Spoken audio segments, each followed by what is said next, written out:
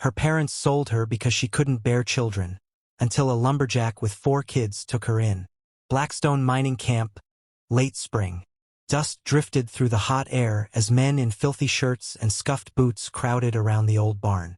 The laughter came in short bursts, sharp, cruel. On a raised platform stood Emmy Dale, barefoot, trembling. Her dress was thin, her cheeks hollow from too many missed meals. Her eyes, though red from crying, stared straight ahead, empty but not broken. Her father stood beside her, waving a hand like she was livestock. "Baron," he barked. "But quiet. Take her for half price." The crowd roared.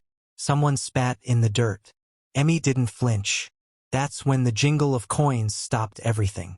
A tall man stepped from the shadows, beard rough, shirt torn, an axe strapped across his back. His name wasn't known, but his silence was. He walked up to the platform, dropped a leather pouch onto the crate. "Is this enough?" he asked calmly. Her father sneered. "What if she comes crawling back?" "She won't," the woodsman said, and turned without waiting for a reply. He didn't offer his hand, didn't look back. Emmy stepped off the platform and followed him into the dust. No one laughed now. John Redholt, a widower. They buried Emma beneath the tallest pine, where the wind never stopped whispering. No stone marked the place, just a carving in the bark. Emma, wind of the mountain. When she died, John didn't cry. He didn't curse heaven or shake his fist at fate. He just stood there, 3 feet of earth between her and the sky, and said nothing. Then he walked back to the cabin, lit the fire, and boiled soup. The baby, their 4th, cried for milk that wouldn't come. So he made a cradle from pine and lined it with his oldest shirt. The 3 other children watched, quiet and wide-eyed. John stirred the pot with one hand and rocked the cradle with the other. There was no funeral, no visitors. The nearest town was 10 miles down a dirt path that twisted through mountain and forest, and John Redholt had never been a man for town. He didn't believe in pity, didn't believe in asking for help. He believed in chopping wood. So he did. The cabin sat deep in the Appalachian hills, where the snow came early and the rivers ran thick with ice. Fir logs held the walls, and the roof groaned when the wind hit hard. There were deer in the ridges and owls in the pines, and sometimes John would pause mid-swing just to listen. Not for peace, he didn't believe in that either. Just to know the silence still held. Each year he lost something. A goat mauled by a cougar, a calf taken by fever, a neighbor who walked out into the snow and didn't come back. But John never let the children see what it cost him. He made sure their boots stayed patched, their bellies stayed full, and the fire never burned out before morning.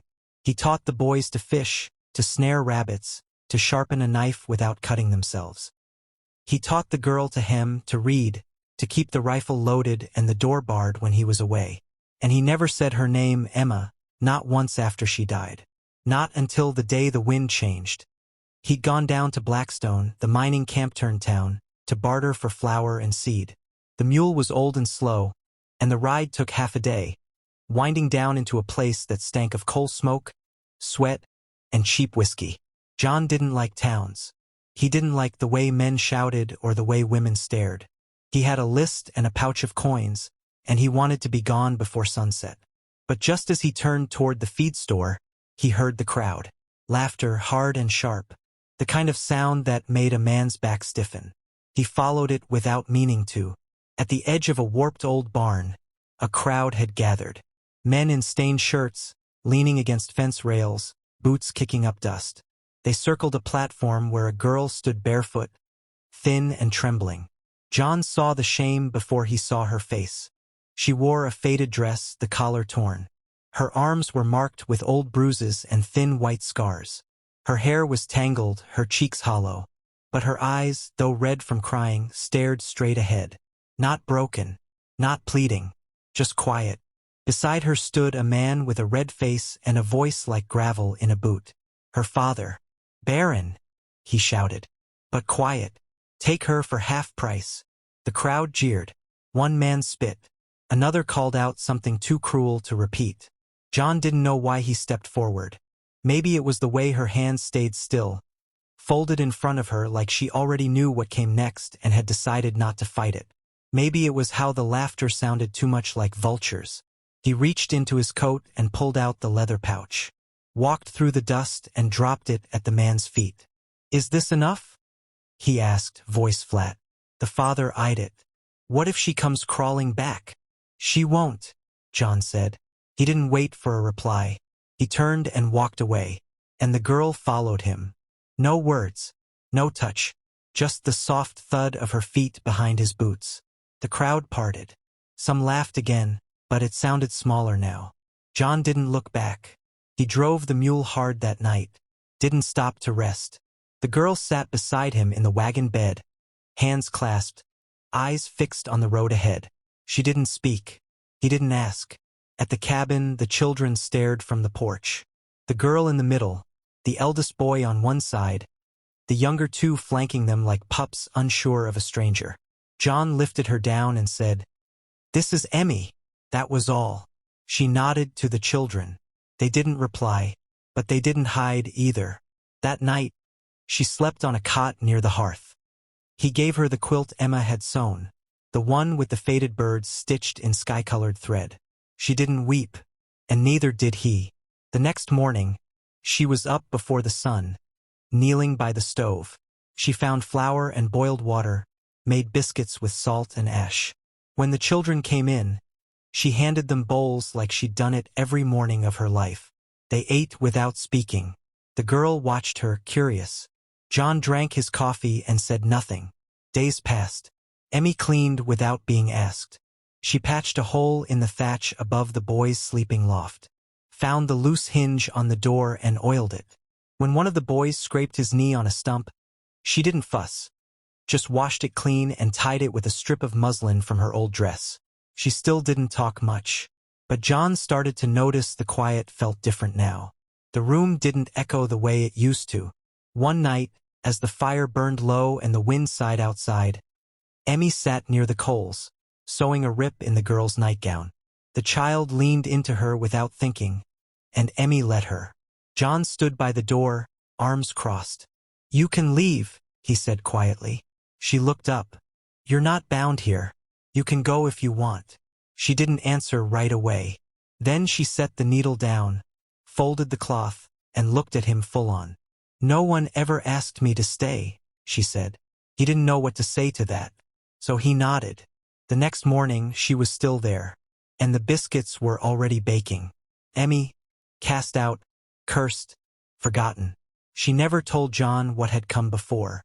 Not the name of the man who married her young, nor the day he turned cruel. Not the midwife who whispered no heartbeat, nor the slow, bitter unraveling that followed.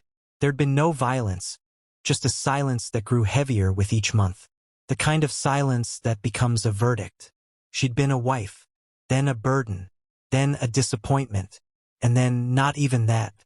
Her husband brought home another woman, new, young, blooming, and Emmy was handed back like spoiled milk. First to her in-laws, then to her parents, who didn't hide their shame. She was 21 when they sold her on the edge of a mining town, like she was worth less than the mule standing nearby. And still she hadn't cried. Somewhere between the wedding and the platform, the tears had dried up. But John Redholt didn't ask for her story. He didn't ask for anything at all. He just brought her home. First, Emmy stayed quiet. She moved through the days like a shadow, cooking, cleaning, mending. The children studied her the way animals study a new sound in the woods. Cautious, curious. The eldest boy, Samuel, watched her most. Not with suspicion, but with the weight of someone who'd been forced to grow up too fast.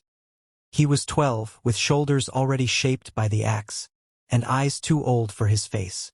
The girl, Miriam, followed Emmy like a stray kitten. She brought Emmy pine cones and dried flowers, showed her where the wild berries grew, asked endless questions about sewing and soup. The two younger boys, Eli and James, hovered between mischief and awe. When Emmy caught them sneaking sugar from the jar, she didn't scold, just smiled, handed them apples, and went back to her bread. It wasn't love, not yet, but it was something, and that something deepened the night the fire came. John had gone into the woods to check the traps. He wouldn't be back until morning. Emmy was folding laundry when the scent hit her. Smoke. Not from the hearth. From the shed. She ran.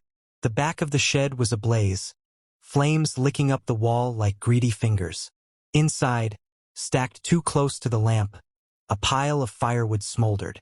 The wind had carried a spark, and the children were inside. Samuel had brought the others to help him sort nails and tools. A game. A lesson. Now a trap. Emmy didn't shout. She didn't freeze. She ran straight into the fire. The smoke was thick, hot. Her lungs burned with every breath. But she found them, 3 shapes coughing and crying in the back corner. She grabbed the youngest, tucked him under her arm, and shoved him toward the door. Went back for the others. A board collapsed near her shoulder, searing her skin. She barely felt it. Samuel had James by the hand, but the doorway was blocked by falling ash. Emmy lifted a beam with both arms and screamed at them to run. They obeyed. Outside, the cold air felt like ice on her face. She stumbled after them, hair singed, hands blistered raw. Her skirt caught flame. She tore it off and rolled in the mud. By the time John came back, the shed was a black shell. The children huddled on the porch, safe. And Emmy lay near the pump, barely conscious, her hands wrapped in cloth. He carried her inside, sat beside her through the night, changed her bandages in silence. At dawn, he spoke. "Why did you stay?" Her voice was hoarse. "Because no one ever asked me to." He wept then, quietly, shoulders shaking like trees in wind. Not for her wounds, not for the shed, but for something older, something unspoken. When he finished, she reached out, burned hands trembling, and touched his cheek. After that, the rhythm of the cabin changed. She was no longer just the quiet woman near the stove. She was the one who taught the girl how to hem a sleeve. The one who told the boys when enough roughhousing was enough. The one who spoke gently and stood firm. She was becoming something more. Then came the day in Mayville. Started small. A trip to town for thread and salt. John drove the wagon. The children chattered in the back. Emmy walked beside Miriam, pointing out birds. The general store was crowded. It always was on market days. Women in bonnets, men with dust in their boots. And near the baskets of turnips stood a face Emmy would never forget. Her former mother-in-law. The woman's mouth curled into a smile that was all venom. "Well, look what the wind blew back," she sneered. "The barren ghost." Her voice carried. Heads turned. "My new daughter-in-law is blooming," the woman added, placing a hand on her younger companion's swollen belly. "A real blessing. Not like some people." Laughter. Quiet. Sharp. Emmy said nothing. She didn't look away. Didn't blink. John stepped forward, placed a steady hand on her shoulder, and said, in a voice that cut through the market like a blade through silk, "This woman is the mother of my children. She is their home." The silence was instant. The crowd parted.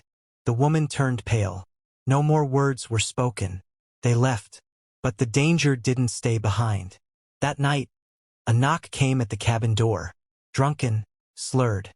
A hunter from the mountains, half known to John, half known to every saloon within 50 miles. He smelled like whiskey and sweat, and his eyes slid over Emmy like she was game he meant to take down. "You were bought," he said, "so you must be shared." His hand reached for her wrist. Then John stepped in. One punch. No rage. No shouting. Just a clean, brutal blow. The man dropped like a sack of grain, mud soaking into his shirt. John stood over him, chest rising slow. The children stood behind Emmy, and she, without flinching, reached for John's hand and pulled him back inside. They didn't speak of it again. The next morning, the man was gone. The garden needed weeding. The porch needed sweeping. And life went on. But something had shifted. Emmy no longer avoided mirrors. Miriam now said "Mama" without hesitation. And John, when he rose before dawn to chop wood, always left 2 mugs on the table. One for himself, and one for the woman who had walked through fire and never asked for thanks. The hills were turning green again. Wild roses climbed the fence posts. Bees buzzed low in the clover. Emmy knelt in the garden, her hands buried in soil, and for the first time in years, the earth didn't feel foreign. John split logs behind her, his axe rising and falling with practiced grace. The rhythm was like breath, like time. The children's laughter drifted from the stream where they washed clothes. She looked up once and saw him watching her. He didn't smile. He rarely did. But something in his gaze had softened. She didn't know what to call it, but it felt like belonging. She kept her head down and returned to the beans. That night, as the wind rustled the fir trees, she hemmed Samuel's pants while John patched the roof lantern. He handed her the needle without a word, like it had always been hers. She accepted it, fingers steady. She no longer slept by the hearth. She slept beside Miriam and the youngest. Her body curved protectively around them, her breath matching theirs. There were no words between her and John, no confessions, no promises, but each morning, the coffee pot was already warm when she rose. And each evening, the fire never waited long to be lit. It was a kind of love, wordless, woven into tasks, held in glances, until the night everything burned. John had gone into the woods that morning, hunting a deer that had been stripping bark from their young orchard. He said he'd be back by dusk. But dusk came and went. The fire started not long after. Emmy was folding laundry when she smelled the smoke. Sharp, unnatural, not from the hearth. Then came the scream. It was James, the youngest boy, calling from the shed. The others had gone with him. They'd been helping Samuel sort nails for the fence. Miriam had followed with a lantern. The shed was a matchbox waiting for a spark. And now it was aflame. The flames licked the roof. Smoke poured from the eaves. Without pause, Emmy ran. She wrapped a wet cloth around her shoulders and plunged through the door. The heat hit her like a blow. Inside, the children were coughing, huddled behind a workbench. Smoke made them shadows. Flames crackled along the back wall, creeping closer. She grabbed James first, carried him out, dropped him into the grass, ran back.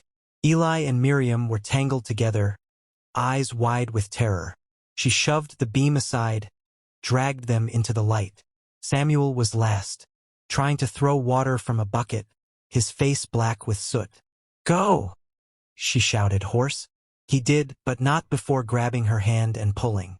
They stumbled out as the roof collapsed behind them. The fire roared, but the children were safe. Emmy collapsed near the pump, lungs raw, hands blistered red and bleeding. That's where John found her. He rode hard into the yard just as the final embers dimmed. The children cried out, running to him. But he didn't stop for them. He saw her, curled in the dirt, her skin scorched, her face smeared with ash. He dropped to his knees, lifted her gently, carried her into the cabin. The children watched in silence as he washed her wounds. She never made a sound, even as the blisters broke, even as he wrapped her hands in strips torn from his own shirt. When he finally spoke, it was a whisper. "Why did you stay?" Her answer came soft, between ragged breaths. "Because no one ever asked me to." He turned away then, not from shame, but to hide the tears. The next morning, she rose with the sun. Her hands shook, her fingers wrapped in linen. But she still baked the bread, still buttoned Miriam's dress, still kissed Eli's forehead when he scraped his knee. And John watched her, as if seeing her for the first time. By mid-June, Emmy's hands had begun to heal. She sewed slower now, thread clutched awkwardly, but she never asked for help. The pain had become part of her. Something carried, not resented. Life returned. The fields grew. The chickens laid again. And in town they needed supplies. John didn't like returning to Mayville, but they had to. He hitched the wagon. Samuel rode up front. Emmy sat beside Miriam, showing her how to count fence posts. The town hadn't changed. All dust and noise and glances that lingered too long. The general store was crowded. They needed thread, flour, salt. That's when Emmy saw her, near the onions. A woman with lips tight as wire and eyes full of disdain. Her former mother-in-law. The woman's face lit up, but not with kindness. "Well," she said, voice loud and bright, "if it isn't the barren ghost." Heads turned. Murmurs followed. "My new daughter-in-law," she continued, gesturing to a young woman with a round belly, "is due in August. A real blessing." Her eyes raked over Emmy's flat stomach. "Not like some." A few people chuckled. A few looked away. Emmy didn't move, didn't flinch, but she felt her fingers curl. Then came a sound she didn't expect. John's voice. Calm. Even. Sharp as a knife drawn slow. "This woman is the mother of my children. She is their home." Silence fell like snow. The woman's mouth opened, then closed. John turned, led Emmy out by the hand. No one stopped them. No one dared. That night, a knock came at the door. Late, after the children were asleep. John opened it. A man stood there, swaying, soaked in drink. One of the mountain hunters, known more for his fists than his mind. "You bought her," he slurred. John said nothing. "So you must be willing to share." He reached for Emmy, who stood behind John. In one smooth motion, John punched him. The man dropped like a tree in a storm. John stepped between Emmy and the body. She touched his arm. Gently, as if to say, "Enough." He nodded. The man crawled away before dawn. They never saw him again. But something had changed. The next morning, Emmy poured 2 mugs of coffee, set them side by side. John joined her on the porch, neither speaking for a long time. Then he said, "You're not mine to protect." She looked at him, startled. "But I want to." She didn't speak. She only reached for his hand. And he let her. Later that week, Samuel asked Emmy why the garden grew so well under her hands. She smiled. "Because someone told it to stay." The boy frowned. "What does that mean?" She touched the soil beside the beans. "It means things bloom when they're not afraid anymore." Summer in the hills brought more than heat. The air buzzed with hornets, and the townsfolk buzzed with gossip. Emmy went to Mayville alone. John was tending to a colt with a split hoof, and the girl needed thread for her sewing lessons. Emmy walked the market street with her basket light, the sun burning low behind the livery. She was almost through when the voice struck like a snake. Well, look what the wind dragged in. Her former mother-in-law, standing tall and sour between 2 women who smelled of powder and judgment. "Didn't think you'd show your face again," she said, loud enough for others to hear. "My new daughter-in-law's due any day now. Twins. Can you believe it?" She rested a hand on the swollen stomach of the girl beside her, barely more than 16. Blooming like a spring field. Her eyes narrowed on Emmy. Unlike some. A few snickers followed. Others turned away, pretending not to listen but not missing a word. Emmy didn't look down. She didn't flinch. But her silence wasn't surrender. Then came the sound of boots. John. He stepped from the shade of the smithy, as if summoned. No anger in his face, no swagger, just a steady presence. He walked to Emmy, placed a hand on her shoulder and said, not to them but to everyone around, "This woman is the mother of my children. She is their home." The words hung in the air. Even the gossip stopped. The older woman stiffened, but said nothing. John and Emmy walked on, side by side, through a silence thicker than shame. That night the danger followed. A heavy knock after dusk. Not polite, not unsure. John opened the door, and a man swayed in the dark. Lean, drunk, and smiling wrong. "I heard you bought her," the man slurred. "Guess that makes her yours to lend." His eyes slid to Emmy. "She don't look like much, but I'm not picky." He stepped forward, reaching for her. John moved faster. One punch. Hard. Sharp. The man fell in the dirt, breath knocked from him, teeth in his throat. He tried to rise. John stepped between him and Emmy. No words, just presence.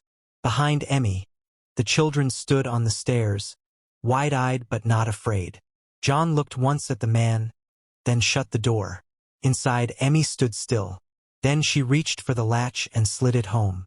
Her hand found John's, and they stayed like that, for a long time, in the quiet that followed danger, unshaken, unbowed. Spring came again. The mountains breathed green. Rain softened the soil, and Emmy's garden, once no more than a patch of stubborn ground behind the cabin, began to bloom with onions, sweet peas, and marigolds. She rose early to walk the children to the schoolhouse. Miriam clutched a slate under one arm, the boys trailing behind with lunch wrapped in cloth. At the gate, the teacher greeted them. A stiff man with round glasses and a voice like chalk. He opened his ledger. Name? Miriam pointed at her brother. This is Eli. The teacher nodded. Father's name? John Redholt. And the mother? The boy answered before Emmy could. Emmy Redholt. The teacher paused. He looked at the boy, then at Emmy. She's your father's wife? The boy shook his head. No, sir. She's our mama. That was all.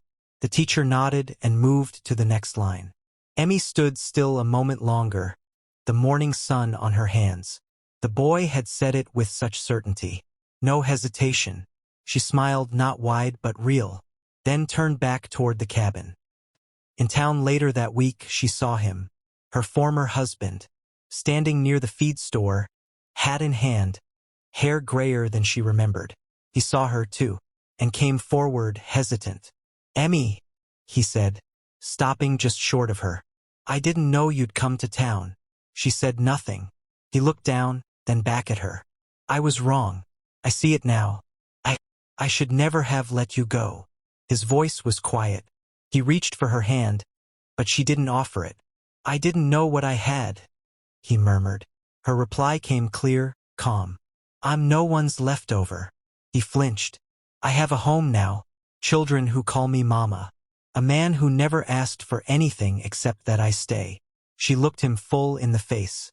And I did. She stepped around him. Didn't hurry. Didn't look back. Across the street, by the supply shop, John stood waiting with a sack of flour slung over one shoulder. He'd seen everything. When she reached him, he didn't speak. Didn't ask. He just nodded once.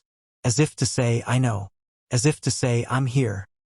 That night, she told the children a story.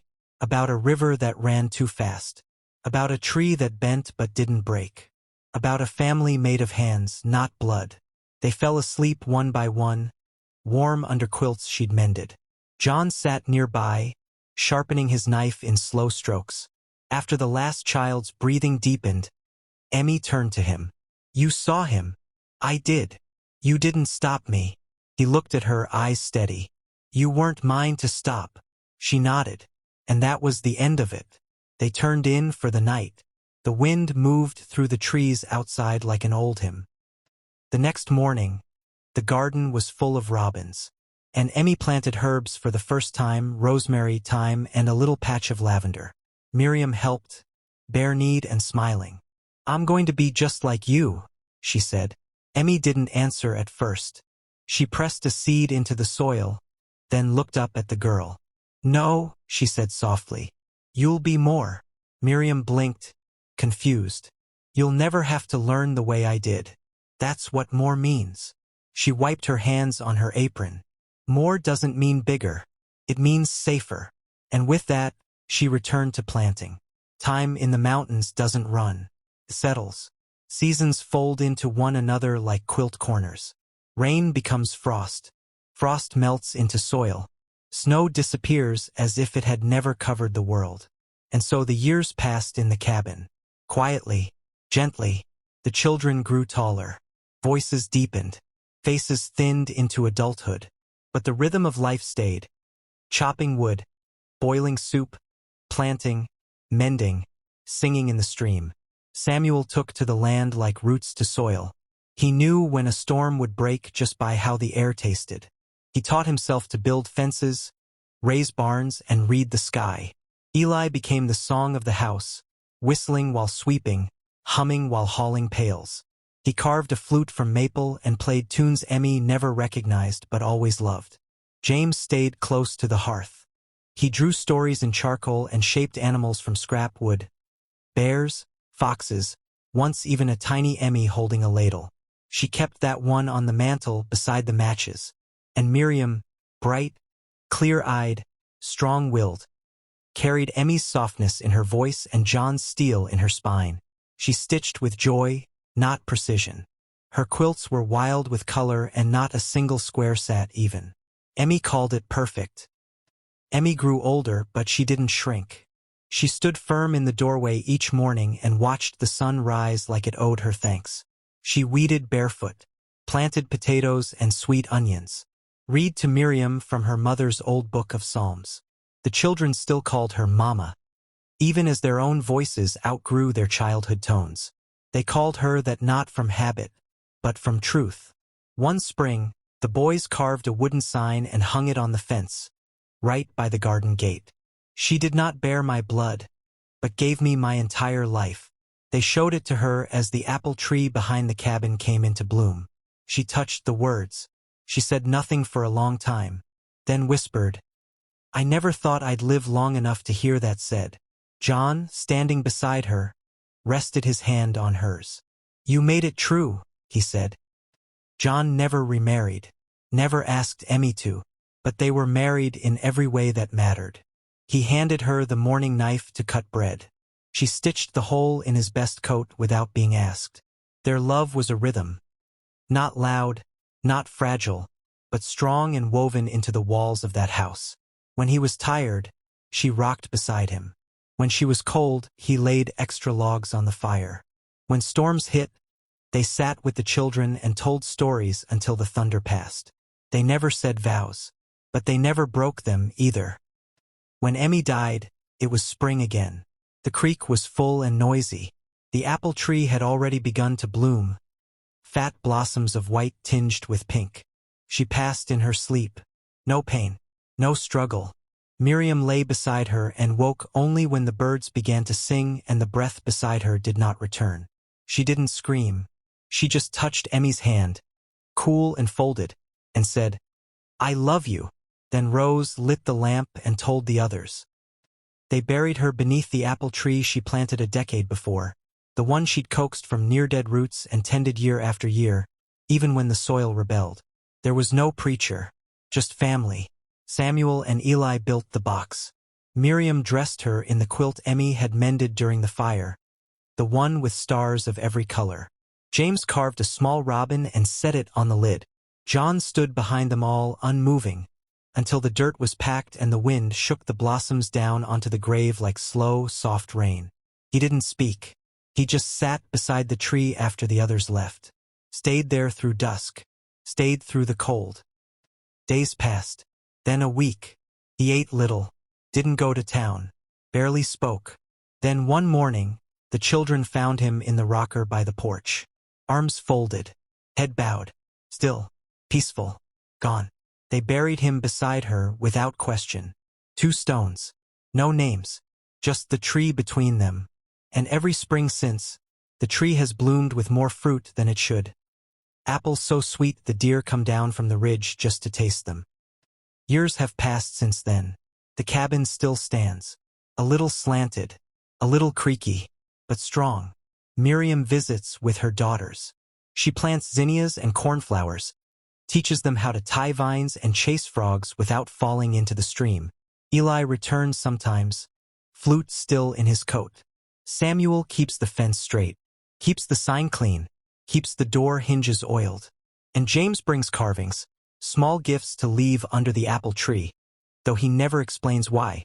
They live their lives, good ones, not perfect, but honest. The garden still blooms, the creek still runs, the quilts still hang in the windows, and the wind still hums through the branches of the apple tree, where 2 stones rest in silence, hidden among roots. Above them, the sign still reads, "She did not bear my blood, but gave me my entire life." Love like that does not vanish. It stays, in soil, in memory, in quiet things that grow, because a love freely chosen, not owed, not earned, just given, is stronger than blood. And a place where someone was once allowed to stay is no longer a cabin. It's a home, forever.